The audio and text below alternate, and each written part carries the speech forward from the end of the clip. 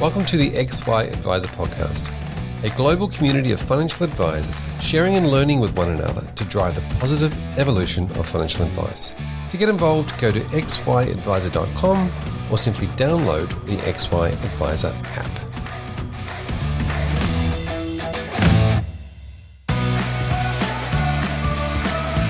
This podcast series is proudly brought to you by Russell Investments. With more than 80 years of experience, Russell Investments is a global investment solution partner dedicated to helping investors reach their long-term goals. Russell Investments specialize in multi-asset solutions that combine asset allocation, capital markets insights, factor exposure, manager research, and portfolio implementation.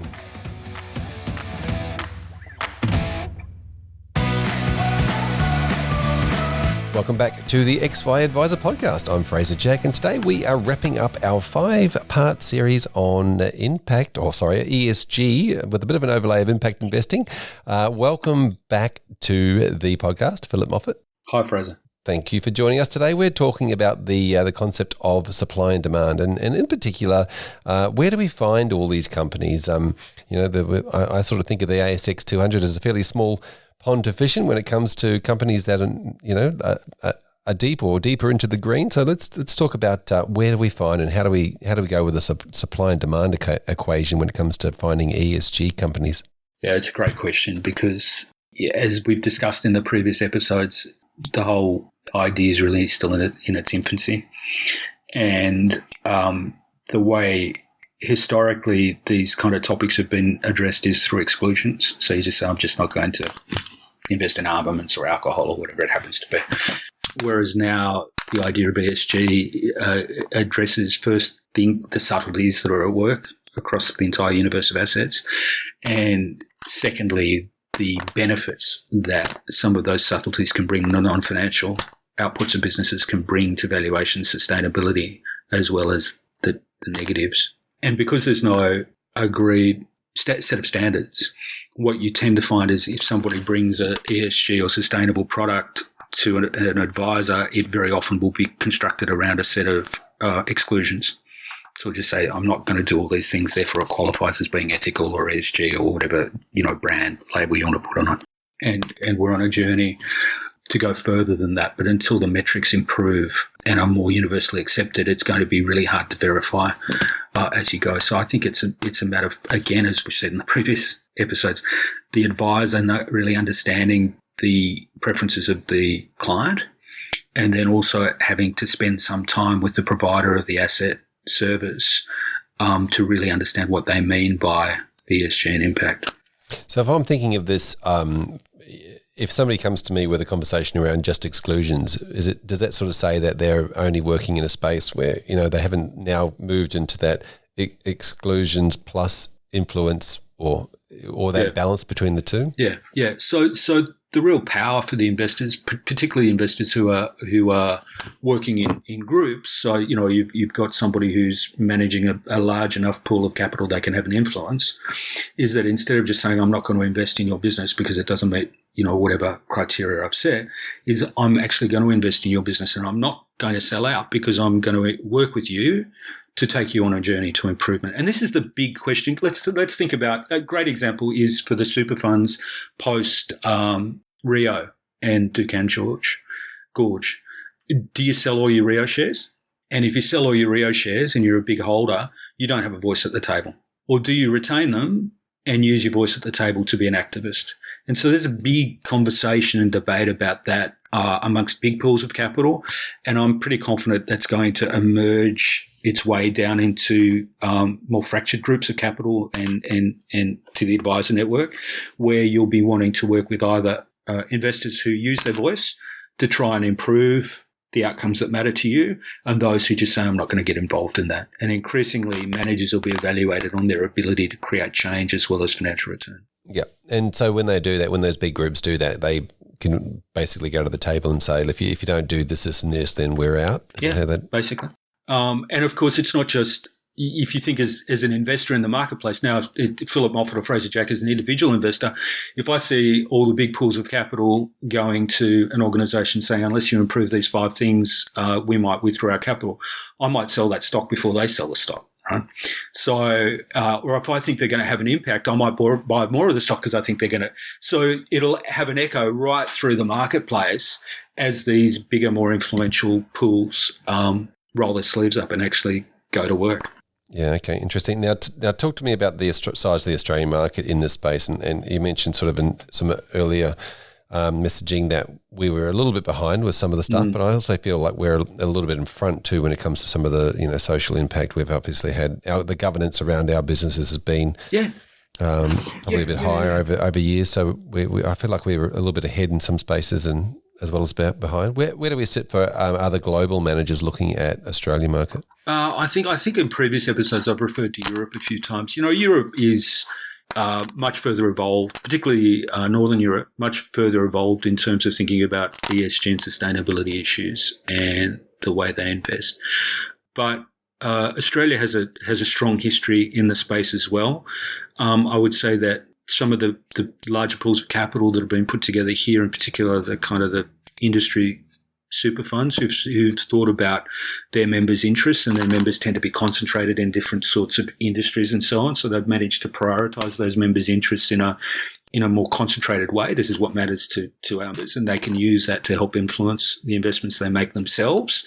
So that's evidenced in what they do. So I think about Aware, for instance, who generate very strong financial returns, but out of affordable housing. And affordable housing is important for our members who are teachers and nurses and healthcare workers and those sorts of people. So it works that way. It also works to the extent that we have a range of really high quality ESG ethical impact strategies emerging in Australia. And we also have a bunch of managers who've been using those sorts of approaches, even though they've not kind of labelled themselves that way, emerging in the space. So, I'm very optimistic, particularly as the younger generation of people mature and they have more assets to invest and they start to demand more than just financial return, that we're on an inevitable path towards ESG sustainable impact as a core thematic. Yep. And you mentioned Europe a few times being, the leaders in this space. Why is that? I think a recognition of ageing population, a recognition of social welfare state and the costs of environmental and social degradation directly hitting the national balance sheet. So if you think about Scandies, for instance, or Northern Europe, where the government's on the hook for healthcare and education and employment outcomes and so on, the direct costs of poor ESG are felt by the public purse. And so it makes a lot of sense for that to be prioritised as a preference to places elsewhere in the world where you don't necessarily have that social cost burden, and profit maximisation, financial profit maximisation doesn't come as so much of a measurable social cost. Yep. With regard to the size of the global pool of investments, when we put an ESG overlay and we're going for, say, a medium green, whatever it might be, then how much does that reduce the size of the pool? Oh, I don't know, Fraser. To be honest, probably I should know that, but it's going to be substantial to be investing in pools that you really believe have a commitment to measuring and monitoring and governance, and to be able to reporting at some level around those things. I got to think it reduces the global pool by 80% or something. But amongst very big global institutional investors, that gate is already quite high, so that 80% that's being excluded is already excluded and not getting much of a look in. Yep. Does that mean that the diversification across other sectors becomes less important if we're focusing more on ESG? No, that's actually a really good question. Because I think some sectors lend themselves to ESG measurement and verification better than others.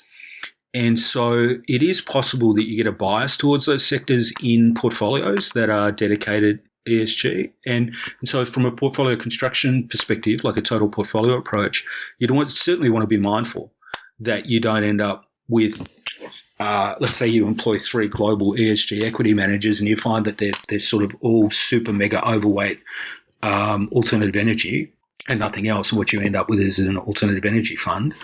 You want to be, very cognizant of that going forward. But I do think that, this is just a view. It's not, I can't verify it, that as investors and investees come to realise that those metrics matter, that they'll proliferate across all sectors.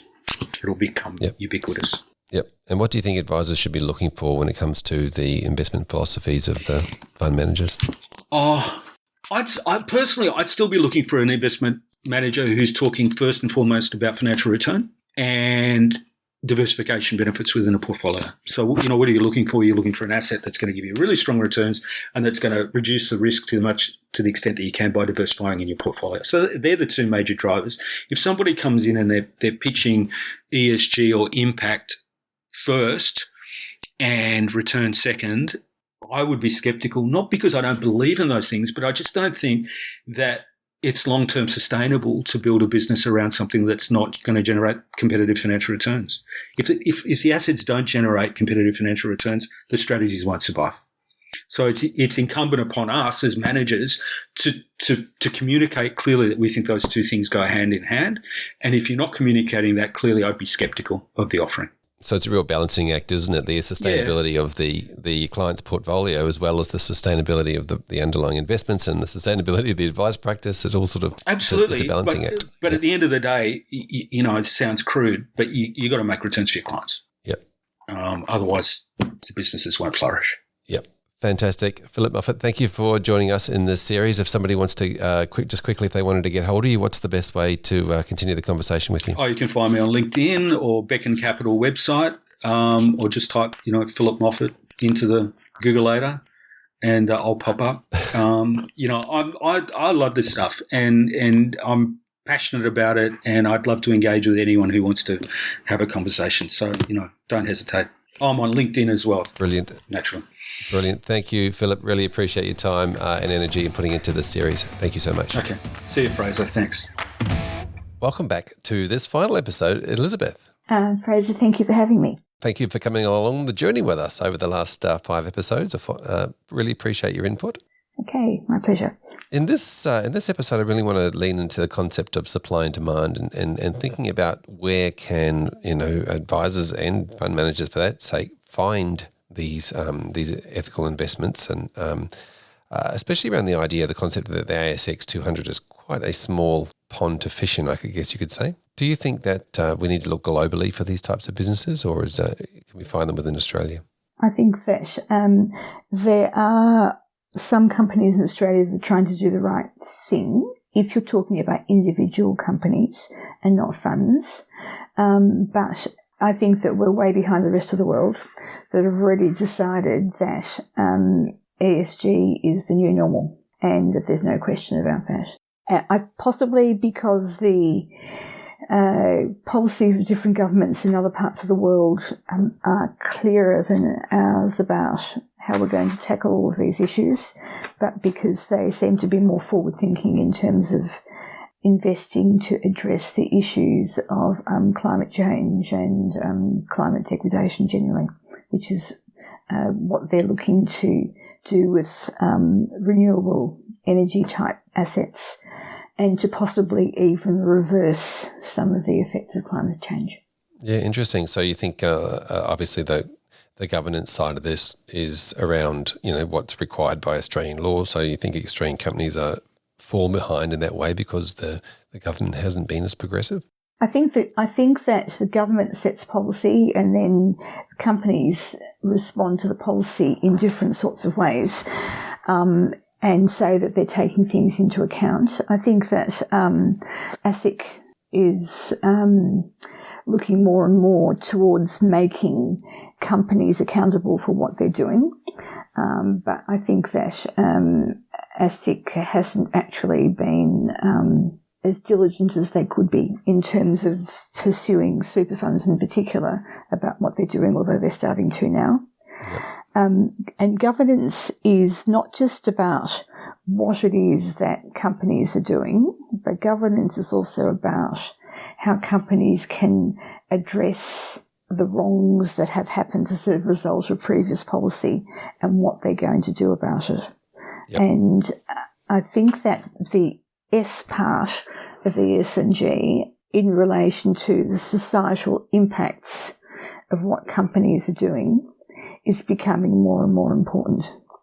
And it's difficult to put a dollar value on that, but it's right up there in terms of people's feelings and emotions about right and wrong. Yep. Yeah, that's certainly a very big one, isn't it? The idea of things like human rights or the social impact of that product's play in society. Yep. And what you're talking about in terms of impact is also important, because there are some funds that are out there that are impact funds, so that what they're actually doing is to put money into a particular exercise or a philanthropic type of offering that will go on to address mental health issues or inequality in terms of housing or funding medical research. And so that's another bucket of assets that people can invest in that make returns for them, but also that they have a feel-good factor that, we're actually contributing to medical technology or whatever. It's not quite answering your question, but it's out there in terms of the sorts of assets that one can invest in. Yep. Now, should we be worried about diversification across different markets and sectors then, if we're focusing solely or not? Well, firstly, I guess on ESG types of investing, does the diversification come in later or is needed? No, diversification comes in first, because different asset classes, because of their nature, will sort of go up and down in terms of value and price, and diversification is there to adjust the ups and downs of what's happening in particular asset classes and how much of a risk clients are prepared to take with their funds. But within each asset class, there is an ESG type factor that can be applied. I know that the real estate sector, for example, is looking to put ESG and looking at the green and environmental impact of what they do is a really big thing in terms of promoting the type of investments that they have. Yep, fantastic. And look, it just seems like it's a forever changing and moving environment. How do advisors stay on top of all of this? I think that advisors are sort of getting pretty much swept up in we have to find something for clients. And I think it's also important to step back and to figure out what you know or what's reasonable with a fair amount of certainty, and to be critical at all times. What are you looking for when it comes to the philosophies or the investment philosophies behind some of the funds? What do you look for? I'd like to see that they have one to start with, and how it actually applies, and what they're doing in terms of approaching, say, the companies within their fund about what they're doing and how active they are and how they're reporting on things and what progress they're making, if any. Do you see a lot of so just going back to the concept of Australian companies versus global companies, do you see a lot of the current funds sort of stacking themselves with that global company situation, or are they still? Well, I think that investing in what's happening locally is nice because you think you know what they're doing, but you don't really. I mean, companies are as open as they choose to be, but Australia is really a very small fish in the world of money, and I think that we're sort of between 1% and 3% of what's happening in the rest of the world, and not to have any exposure to what's happening in the rest of the world means that you're missing out on opportunities to invest in companies that actually are making a difference and are trying to make a difference in a bigger way than what's possible in Australia because of our population size. Yep. Fantastic. Thank you, Elizabeth Hatton, for coming on the series. I really appreciate you being part of it. If somebody wanted to reach out to you and have a continual conversation, what's probably the best way for them to get hold of you? Yeah, they can look on our website, vivafp.com.au, and there's a conversation box, and you can drop me a question or email us, vivafp.com.au. And be happy to take your call or Fantastic. email. Fantastic. Really appreciate your time and energy into the series. Thank you so much. Thank you. Thank you for the time. Paul Garner, thanks for joining us in this final episode of the series where we're talking about supply and demand around ESG. Yeah, hasn't it? Both areas we've had a great increase in the last few years. It's been wonderful and certainly made our job easier and also given the investor a lot more choice, because in the past we had found it really difficult to find ESG options in the fixed interest area, in the cash area. It's still difficult in cash, but fixed interest has been a major increase in that area. Property is still a specific area that needs more supply, I guess, and also what it means as an investor. The Australian market is much more immature than the global market, particularly in the areas of renewables and making industries more efficient. You have to go global. So often an ethically filtered portfolio will be more tilted towards international exposure because there's just more mature companies in this area that either people want to support or avoid, and you have to go. It's just the nature of the Australian market. It's made up of miners and large banks. So to develop an Australian portfolio, you have to go down to more medium-sized, smaller companies, which inherently increases the risk and may not suit where people are at in terms of the theme of their portfolio. So you have to go international, and you've got to find that. It's interesting, isn't it? You mentioned immature, so just by the nature of the services that we've been strong in, how do you see us moving? Are we moving quickly towards it now?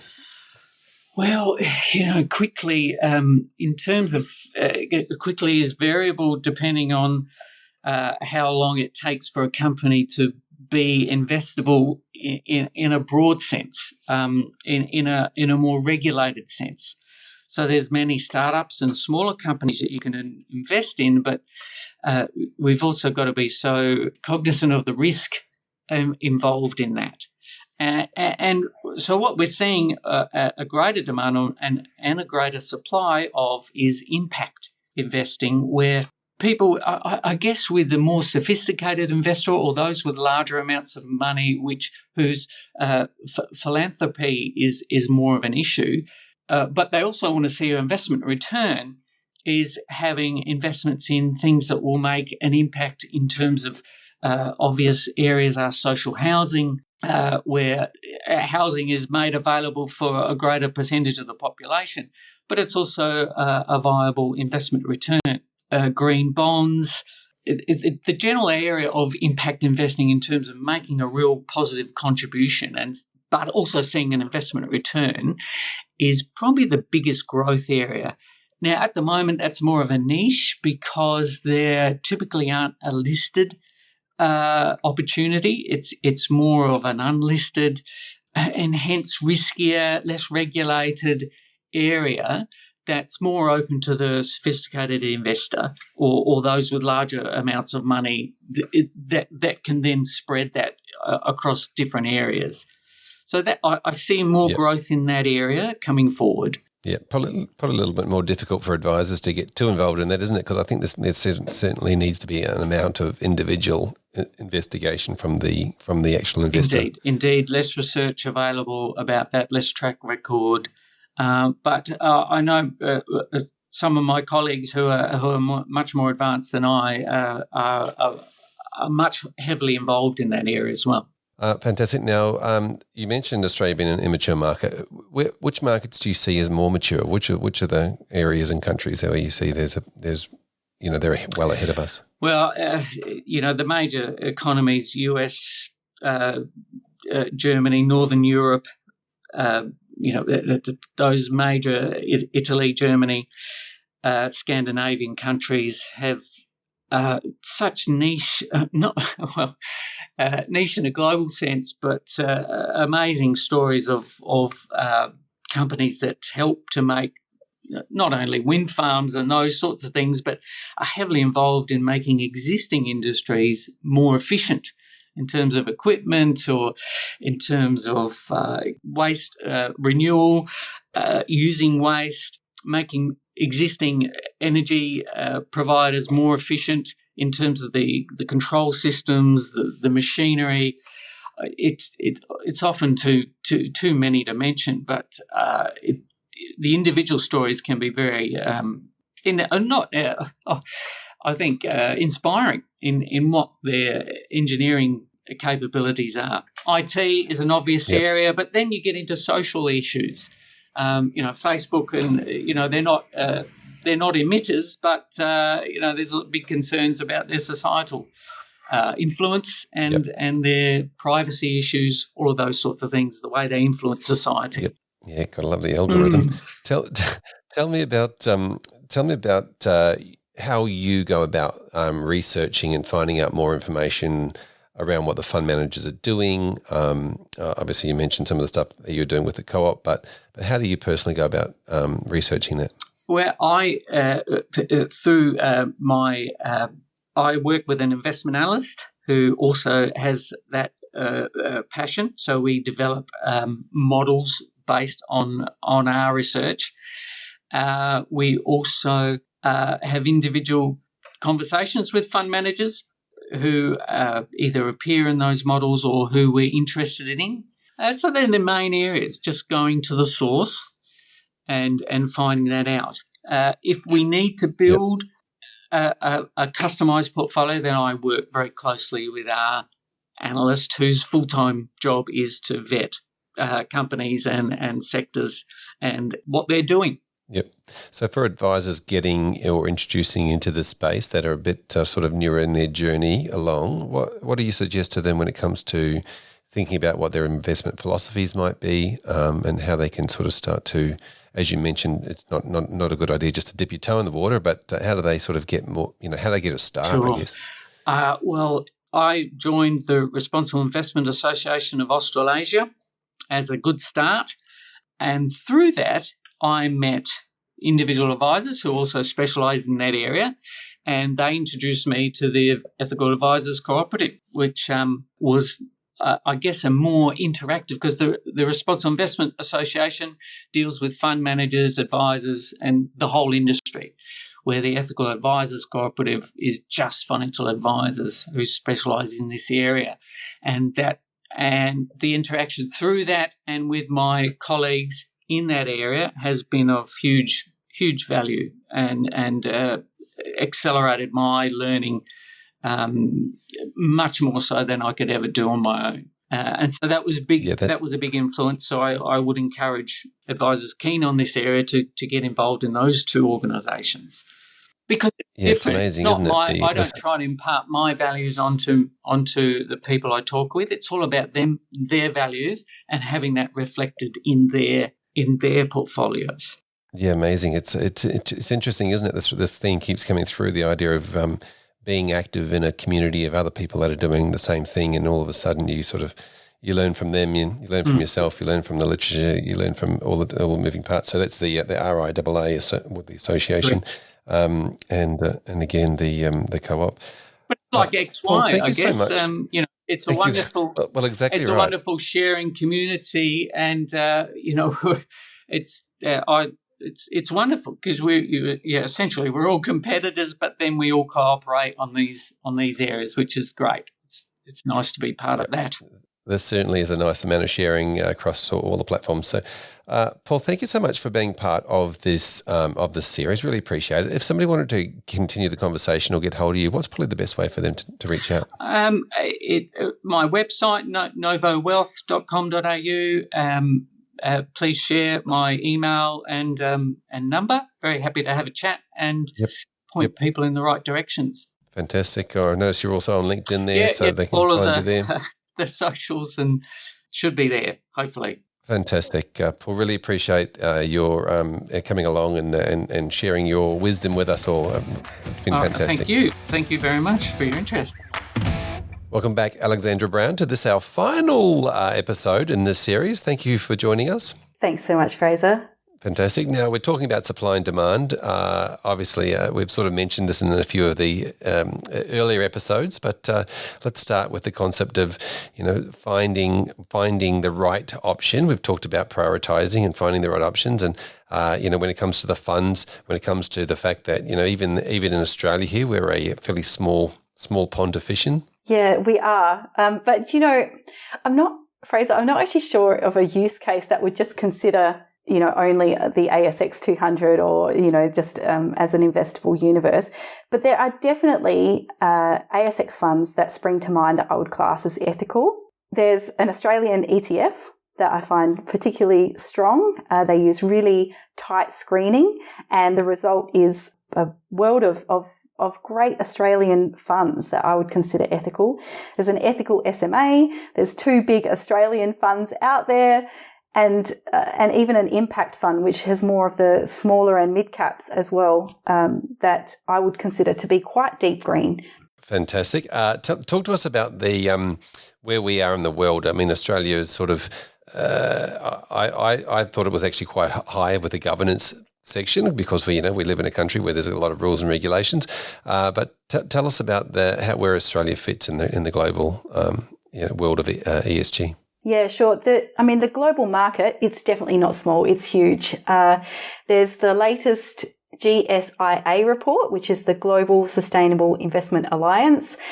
And it shows that just over 1/3, so about 36% of professionally managed assets in major markets across the globe are invested in sustainable investments.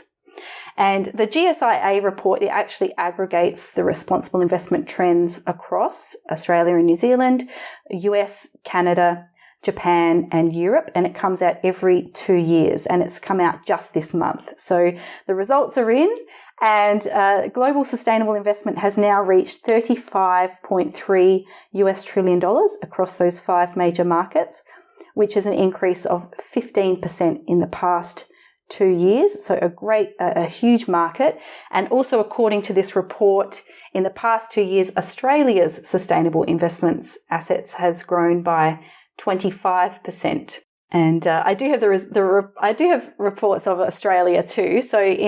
But unfortunately, it's not quite as recent as I'm hoping, because the benchmark report for RIA is due out in 5 days. So if you're listening to this and it's after the 1st of September, head to the RIA website and check out their latest benchmark report with updated 2020 figures. But for 2019, we currently have 37% of our total assets under management are responsible investments. Wow, that's fantastic. Yeah. Now, tell me about this diagram we talked about a while ago that you talked, the infographic where you talked about the human getting money to, where it's needed. How does this, you mentioned that we were $2.5 trillion behind every year. How does that then relate to that diagram?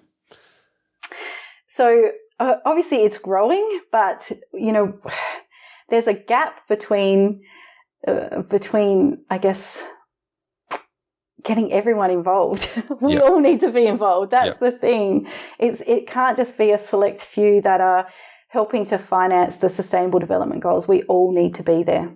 Yep, fantastic. And tell me about when it comes to choosing or finding funds in this global market. Is that obviously a lot harder? No, I think it's easier because there is so much more choice, and they can get more specialised too. There's a water and waste fund out there, so it's just focusing on water and waste management. There's different renewables funds that So I just think that the range is growing. Yep, fantastic. And talk to me about in this case, a lot of that was to do when we talked about research. We talked about the fund manager's attitude and their culture within that fund to be striving and pushing companies.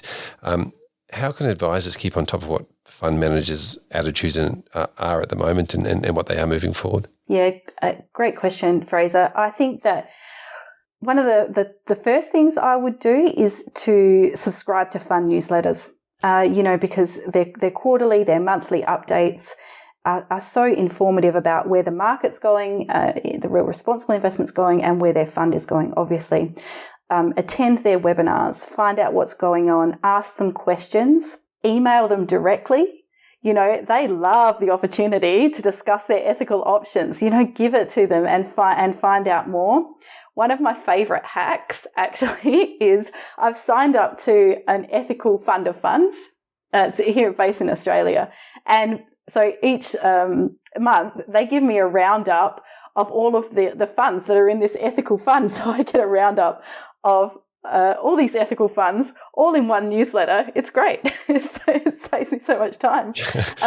But yeah, there's LinkedIn groups on ESG. Another shameless plug for Altiorum as well, the Sustainable Finance Library, because as a member, we release a monthly newsletter and it highlights all the latest trending ESG and ethical investing research. There's also a section on, what to listen to, what podcasts are great to listen to, what events and things like that. Become a member of RIA. So many great advisor resources with RIA. Go to the RIA conference each year. If you're already in this space, join the Ethical Advisors Co-op because, we network, we share ideas, we share knowledge with advisors in the space. So that's just my few tips on fantastic, and I love how to keep on top. I love the fact that there's a lot of keeping the buggers accountable conversations in that, especially with the co-op. Just with the shameless plug for Altiorum, and I'm probably pronouncing it wrong again. Tell us about how people can find that. Where would they find that? Just head to altiorum.org, and that is ALTIOREM.org. And just for reference, Altiorum is Latin for higher because our goal is to lift the finance industry higher. Fantastic. Thank you for that. So I think that's a great resource to go check it out. And of course, the Ethical Investors Co-op was spoken a lot about, and RIA, as you mentioned, that do a conference every year. Is that correct? Correct, yes. Yeah, fantastic. Thank you so much for joining us. If somebody wants to get hold of you or talk to you more about what they can do in the space in their own business, what's the best way they can get hold of you?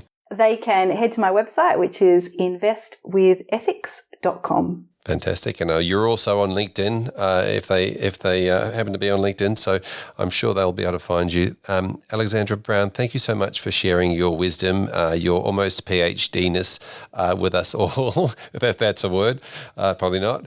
I really appreciate you putting the effort in and sharing everything you have today. Appreciate it. Thank you so much, Fraser. It's been such a pleasure to be involved in this. James Harwood, welcome back to this episode. We've been talking about the supply and demand conversation around ESG funds. Welcome. Hi, Fraser. Good to be back. Thank you. Now, look, I guess the first cab off the rank is the conversation around the size of the Australian market in this space. Obviously, we've known for many years it's a very small piece of the global market, but when we're putting the ESG overlay on it, how do we go? Yeah, look, I mean, the Australian market is dominated by mining companies. The materials sector is much bigger in our market than globally. We're over 20% versus I think 3% for global shares. IT is a much bigger component of the MSCI World, for example. I think in terms of how do we do and pure play type of ESG investments, I think that's actually a challenge. Not just here, but globally as well. So I think that really pushes you down a route of needing to understand the ESG characteristics of all our companies better. It's one of the reasons we use ESG scores in our ESG strategies to have an overall kind of assessment of how strong a company is on ESG, and then the reality is that Australian shares are going to form an important part of all Australian investors because you don't have the currency risk either. So just using those ESG scores and overall characteristics is still going to be really important to assess a particular investment for an advisor's client. Yeah, fantastic. And on the flip side of that question, if an Australian company is doing very well with their ESG scores, is that going to make them attractive to overseas or global fund managers? Yeah, look, maybe I'll comment on Infigen Energy was a security that that got taken over by an overseas company about a year or so ago. Infigen is it produces renewable energy. It was our only kind of pure play in that space, and annoyingly, it was taken over by Iberdrola of Spain. So I think that's an example of an attractive investment being swallowed up by an overseas company. But really highlights that point that that there's not enough pure play kind of investments. I think there was another example of an ETF, an iShares ETF, that had a huge position in a New Zealand listed energy company, and then that became a real liquidity challenge for that company. So I think it's really important to understand that pure play types of ESG investments aren't, there's probably not enough to go around for everyone's investing. And that then pushes you back to understanding, more broadly, what are the ESG characteristics of the companies listed on our market and also globally. Yeah, it sort of brings that supply and demand conversation really back into effect, doesn't it, if there's not enough around?